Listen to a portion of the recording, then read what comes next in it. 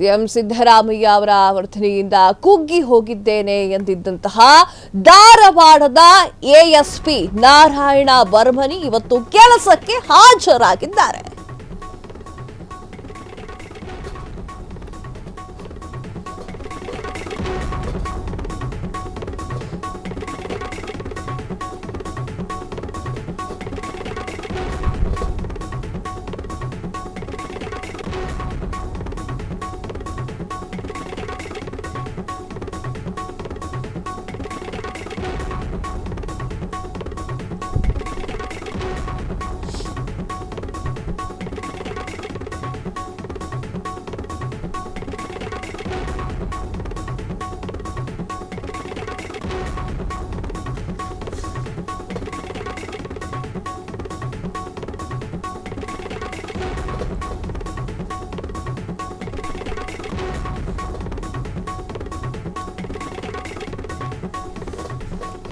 CM Siddaramaiah ವರ್ತನೆಯಿಂದ ಕುಗ್ಗಿ ಹೋಗಿದ್ದೇನೆ ಎಂದಿದ್ದಂತಹ ಧಾರವಾಡದ ಎಎಸ್ಪಿ ನಾರಾಯಣ ಭರ್ಮನಿ ಇವತ್ತು ಕೆಲಸಕ್ಕೆ ಹಾಜರ್. ಸಿಎಂ ಸಿದ್ದರಾಮಯ್ಯ, ಗೃಹ ಸಚಿವ ಪರಮೇಶ್ವರ್ ಇಬ್ರು ಕೂಡ ಫೋನ್ ಮಾಡಿದ್ರು.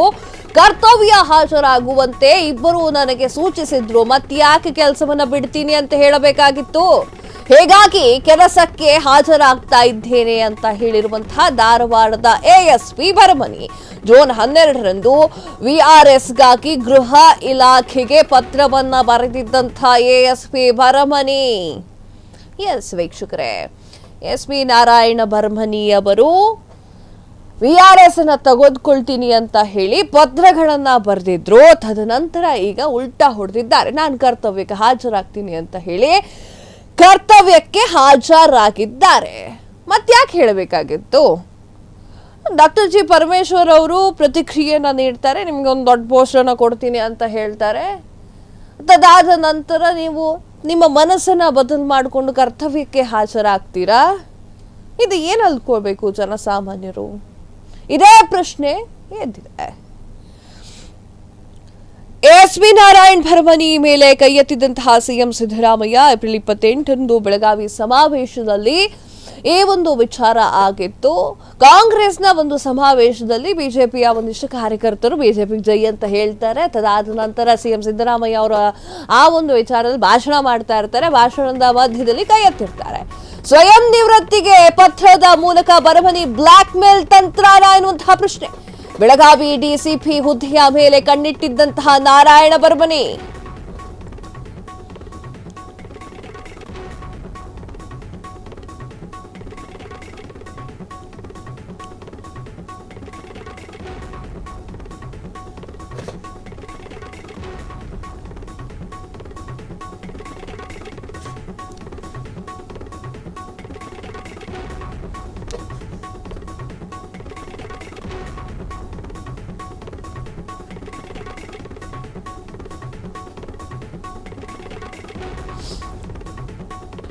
ಈ ಹಿಂದೆ ಬೆಳಗಾವಿಯಲ್ಲೂ ಕೂಡ ಎಎಸ್ಪಿ ಆಗಿ ಸೇವೆಯನ್ನ ಸಲ್ಲಿಸಿದ್ದಂತಹ ನಾರಾಯಣ ಭರ್ಮನಿ ಜೂನ್ 12ರಂದು ಸ್ವಯಂ ನಿವೃತ್ತಿ ಕೋರಿ ಗೃಹ ಇಲಾಖೆಯ ಹೆಚ್ಚುವರಿ ಮುಖ್ಯ ಕಾರ್ಯದರ್ಶಿಗೆ ಪತ್ರ.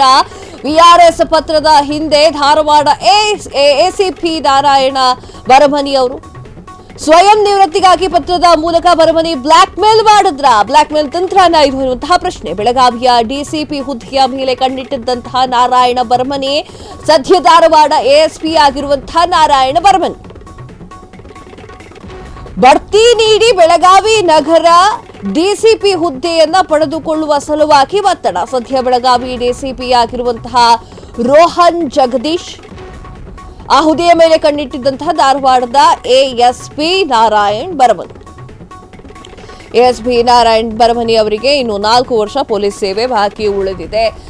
ಎಎಸ್ಪಿ ನಾರಾಯಣ್ ಭರ್ಮನಿ ಅವರ ಒಂದು ತಂತ್ರನ ಇದು ಅನ್ನುವಂತಹ ಪ್ರಶ್ನೆ ಈಗ ಮೂಡ್ತಾ ಇರುವಂತದ್ದು. ಡಿಸಿಪಿ ಹುದ್ದೆಗಾಗಿ ಕನಸು ಕಾಣ್ತಾ ಇದ್ದಂತಹ ಎಎಸ್ಪಿ ನಾರಾಯಣ್ ಭರ್ಮನಿ ಅವರು ಬ್ಲಾಕ್ ಮೇಲ್ ಮಾಡಿದ್ರ ಅಂತ ಪತ್ರವನ್ನ ಬರೆದು ನಾನು ವಿಆರ್ಎಸ್ ಅನ್ನ ತೆಗೆದುಕೊಳ್ತೀನಿ ಅಂತ ಹೇಳಿ ಬ್ಲ್ಯಾಕ್ ಮೇಲ್ ಮಾಡಿದ್ರ ಎನ್ನುವಂತಹ ಪ್ರಶ್ನೆ ಈಗ ಮೂಡ್ತಾ ಇದೆ. ಸಿಎಂ ಸಿದ್ದರಾಮಯ್ಯ ಅವರು ಬೆಳಗಾವಿಯ ಆ ಒಂದು ಸಭೆಯಲ್ಲಿ ಅವರ ಮೇಲೆ ಕೈ ಎತ್ತಾರೆ.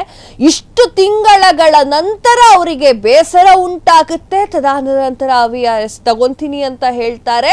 ಅದಾದ ನಂತರ ಪರಮೇಶ್ವರ್ ಅವರು ಸ್ವಲ್ಪ ಸಮಾಧಾನ ಮಾಡ್ತಾರೆ ಪತ್ರಿಕಾಗೋಷ್ಠಿಯಲ್ಲಿ. ಹಿಂಗೆಲ್ಲ ಮಾಡಬೇಡಿ, ಕರ್ತವ್ಯಕ್ಕೆ ಹಾಜರಾಗಿ ನಿಮಗೆ ಮೇಲಿನ ಹುದ್ದೆ ಕೊಡ್ತೀನಿ ಅಂತ ಹೇಳಿ ಮೊದಲೇ ಕಣ್ಣಿಟ್ಟಿದ್ದಂತಹ DCP ಹುದ್ದೆ ಅವರ ಕೈ ಸೇರುತ್ತಾ ಈಗ ಎನ್ನುವಂತಹ ಪ್ರಶ್ನೆ ಎದುರಾಗಿದೆ. ಈ ಒಂದು DCP ಹುದ್ದೆಗಾಗಿ ಈ ತರ VRS ತಗೊಳ್ತೀನಿ ಅಂತ ಹೇಳಿದ್ರ ಅಂತ ಇದು ಸಾರ್ವಜನಿಕ ಪ್ರಶ್ನೆ. ಕ್ಷಣ ಕ್ಷಣದ ಸುದ್ದಿಗಳಿಗಾಗಿ ಫ್ರೀಡಂ ಟಿವಿ ಸಬ್ಸ್ಕ್ರೈಬ್ ಮಾಡಿ, ಲೈಕ್ ಮಾಡಿ ಹಾಗೂ ಫಾಲೋ ಮಾಡಿ. ಹೊಸ ಸುದ್ದಿಗಳ ನೋಟಿಫಿಕೇಶನ್ಗಾಗಿ ಬೆಲ್ ಐಕಾನ್ ಮೇಲೆ ಕ್ಲಿಕ್ ಮಾಡಿ.